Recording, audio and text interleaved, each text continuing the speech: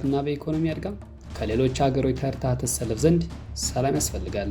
የኢትዮጵያን እድገት የማይፈልጉ የውጭ ጠላቶቻችን የውስጥ ባንዳዎችና ከሃዲዎችን በመጠቀም በሀገራችን አንዳንድ አካባቢዎች ላይ ሁከትና ብጥብጥ መክፈት እኩይ ሴራዎቻቸውን ለማስፈጸም እየተጣጣሩ ነው። በዚህም የናጡት ነካሽ የሆነው ጽንፈኛው ፋኖ የአማራን ሕዝብ ጥቅም አስከብርለታለሁ የሚል ዲስኩሩን በማንገብ ክልሉን የብጥብጥ አውድማ በማድረግ ከታሪካዊ ጠላቶቻችን የተሰጠውን ተልዕኮ ተቀብሎ በክልሉ በሁሉም አካባቢዎች ቢንደፋደፍም በጀግናው ሰራዊታችን ብርቱ ክንድ ሊከሽፍ ችሏል።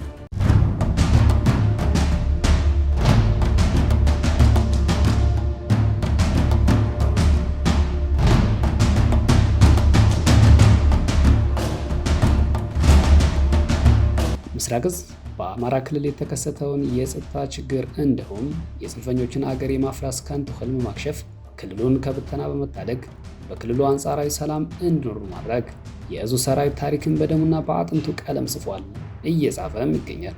ዕዙ በሁሉም የጎጃም ዞኖችና ደቡብ ጎንደር ዞን ይከሰት የነበረውን አደገኛ የህይወት መስዋዕትነት እንዲሁም የንብረት ውድመት ታድጓል። ከዚህ በመቀጠል ዕዙ በቀጠናው የተፈጸመውን የተልዕኮ ስኬትና የግዳጅ አፈጻጸም በተመለከተ የዕዙ ከፍተኛ አመራሮችና የክልሉ አመራሮች እንዲህ ገልጹታል። አብረን እንቆይ። ጠላቶቹን እያሳፈረ ባንዲራዋ ከፍ ብሎ እንዲውለበለብ አገሪቱ ህዝቡ በመረጠው መንግስት እንድትመራ ወደ እድገት ማማ እንድትጓዝ ዋጋ የሚከፍል ሰራዊት። ስለዚህ ይሄ ደግሞ ውጤታማ ነው። እነዚህ ባዕዳን የሚባሉ ጠላቶች ከአንድ ሁለት ሶስት ጊዜ አብዛኞቹ ሞክረዋል ኢትዮጵያን ወረው፣ ግን ሁሉም በጀግኖች የኢትዮጵያኖች አርበኞች ተሸንፈዋል። የዛሬዎቹም የኛው ባንዳዎች ፉከራቸው አልሳካ ሲላቸው ከነዚህ ኃይሎች ጋር ሆነው እንደሚወጉን ሊያስፈራሩ ይሞክራሉ። ግን እኮ እነሱ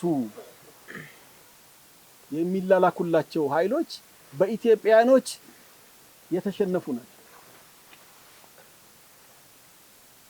ምክንያቱም እኛ የምናካሄደው ጦርነት ፍትሃዊ ጦርነት ነው። የአገር ሉዓላዊነት ለማስጠበቅ ነው።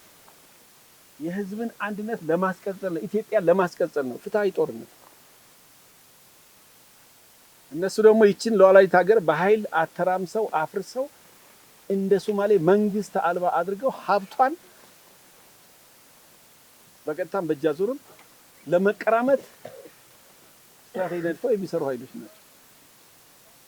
ስለዚህ ምን ጊዜም እንደ ወታደሮች ፍትሃዊ ጦርነት የሚያካሂዱ ኃይሎች ወይም መንግስታት ወይም ሀገሮች ስትራቴጂካሊ ያሸንፋሉ።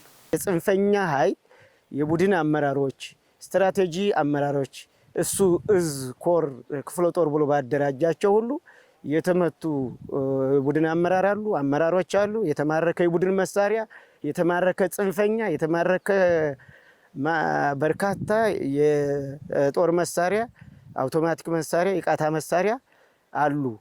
እነዚህ ነፃ በማውጣት ደረጃ እሱም ብቻ አይደለም፣ ሰራዊታችን ጸጥታውን ብቻ በማስከበር አይደለም፣ ተበትኖ የነበረውን መስተዳደር የመሰብሰብ ተበትኖ የነበረ የጸጥታ አካላት የመሰብሰብ የማደራጀት እግር እንዲተክል ክልሉ እንደ ክልል እግር ተክሎ እንዲሄድ የማድረግ ነገር መሰረት እንዲይዝ የማድረግ ነገር ኮራችን ሰርቷል።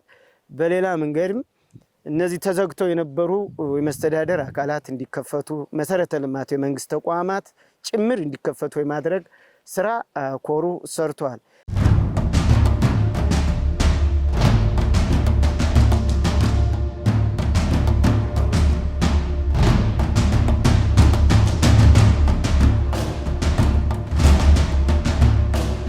መከላከያ ወደኛ ዞንና ወደኛ ከተማ ከገባ በኋላ ያው እንደሚታወቀው ሁሉም አካባቢ በሚባል ደረጃ ወረዳዎችም እንትን ብለው ስለነበር እዛ አካባቢ ለማስለቀቅ በየቀኑ የኦፕሬሽን ስራ ይሰራል። ጠላትን ይደመስሳል። መከላከያም ከፍተኛ ትንቅንቅ ያደርጋል። በአንድ በኩል ሰላሙን በመጠበቅ በሌላ በኩል ደግሞ ሰርጎ ገቦችንም ሴሉንም ሌሎቹንም ከተማ ላይ በመያዝ በመቆጣጠር ከተማው ሰላማዊ እንዲሆን ለማድረግ ስራዎች እየተሰሩ ያለበት ሁኔታ ነው ያለው ማለት ነው።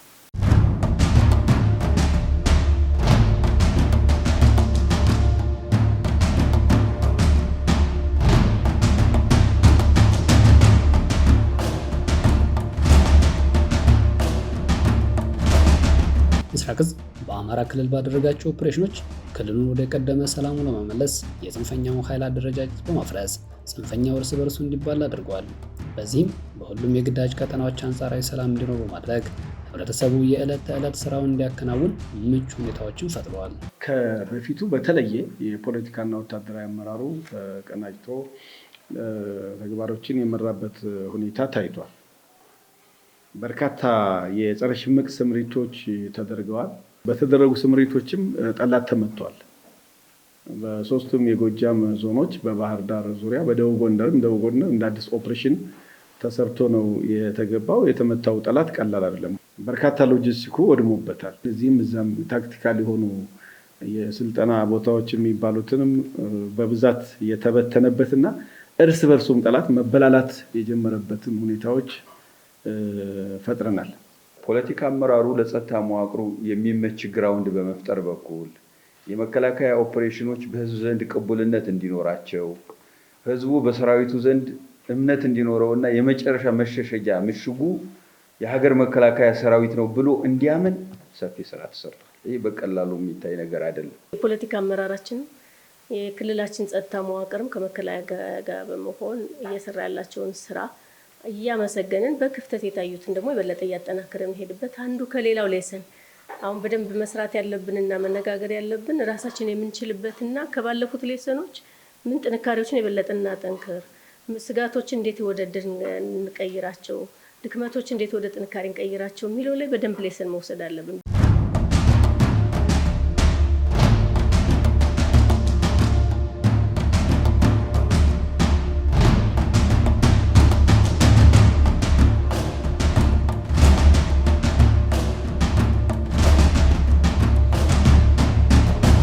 ምስራቅ እዝ ወታደራዊ ቁመናውን በማጎልበት እና የኃይል ማባዛት ስራዎችን በማከናወን ከሌሎች የተቋሙ የሰራዊት ክፍሎች ከአማራ ክልል ጸጥታ ኃይልና ከህብረተሰቡ ጋር በመቀናጀት በቀጠናው የሚደረጉ የጸረ ሽምቅ ግዳዮችን በመወጣት ጽንፈኛውን የማጥፋት ተልዕኮውን በውጤት እየተወጣ ነው።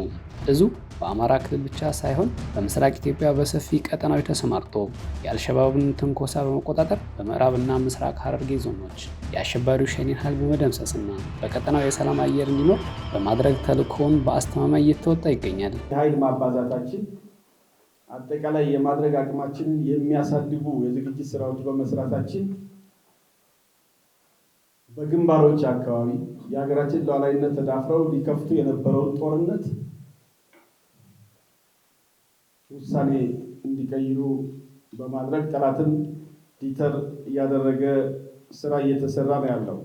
ስለዚህ በሁሉም ተግባሮቻችን የተመዘገቡት ትልልቅ ድሎች እንዳሉ ሆነው እነዚህ ድሎች ደግሞ የተመዘገበው አንዱ ምስራቅ እዝ ከሌሎች የተቋሙ እዞች ጋር በጋራ ሆኖ በመስራት የመጣ ውጤት ነው። ሁለተኛ ምስራቅ እዝ ተዋጊው የውጊያ ድጋፍ ሰጪ በየደረጃ ያለው ስታፍ የውጊያ አገልግሎት ሰጪ ስታፍም የየራሱን ስራ በኃላፊነትና በተጠያቂነት በማከናወኑ እነዚህ ውጤቶች ኦጋዴን አካባቢ ባለው ኃይላችንም እዚህ ጎጃም ላይ ባለው በተሰለፈው ደቡብ ጎንደር ላይ በተሰለፈው በየግዳጅ ቀጠናው በየቀኑ ጥሩ የሆኑ ውጤቶች እየተመዘገበ ያለበት ሁኔታ ነው ያለው። በተለይ በዚህ በጎጃም በተደረጉት ስምሪቶች ሰራዊታችን ለሚሰጠውን ተልዕኮ በድልና በአሸናፊነት እንዲወጣ የአቅርቦት ስራው በተቀናጀ መንገድ ነው የተመራው።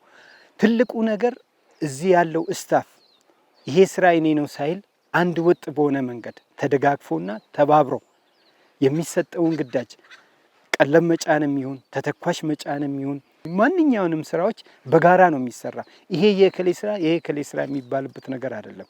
ስለዚህ በተቀናጀ መንገድ የበላይ አካልን ፍላጎት የማሟላት የመረዳት የመገንዘብ ስራዎች ናቸው። ጠቅላላ ምስራቅ እዝን ስትገልጸው በጣም በሰፊ ቀጠናዎች ውስጥ ተሰማርቶ ትልቅ ተልዕኮዎችን መፈጸም የሚችል እዝ ነው። ውጭ ሶማሌ ላይ አለን፣ ቦርደር ላይ ያለ ኃይል አለን። ምዕራብና ምስራቅ ሐረርጌ ላይ የሸኔን እንቅስቃሴ የሚከታተልና እሱን ሊያጠፋ የሚችል ኃይል በእነዚህ በሁለቱ ዞኖች ላይ አለን። ከዛ ትልቁ እዚህ አማራ ክልል ላይ የተሰማራው ኃይላችን ነው።